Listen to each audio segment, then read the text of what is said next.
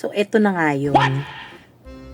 Hindi nyo pa naman na-absorb yung una kong video.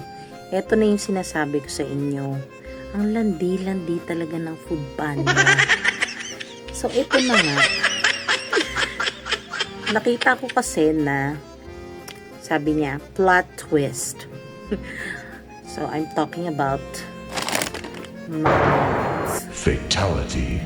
Nag-order ang lola mo dahil gutom na ako at wala akong kakainin at wala akong mai-prepare na ayon sa oras na meron ako dahil madami akong trabaho.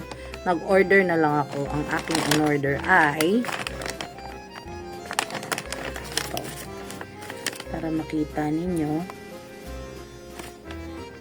Medyo hindi siya clear pero ang in-order ko ay twister fries at 6-piece nuggets. So, yun na yung sinasabi ko sa inyo, yung mga temptasyon sa buhay, nandyan yan.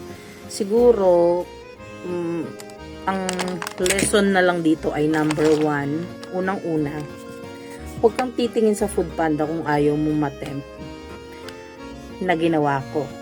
Number 2, kung hindi mo talaga mapigilan yung sarili mo, katulad ko, nag-order na naman ako sa McDo, pumili na lang ako nung lesser evil. So, instead na burger and fries, dun na lang ako sa McNuggets para kung wari protein ang lola mo. O, diba? Sabi ko sa'yo, hindi ako perfect eh.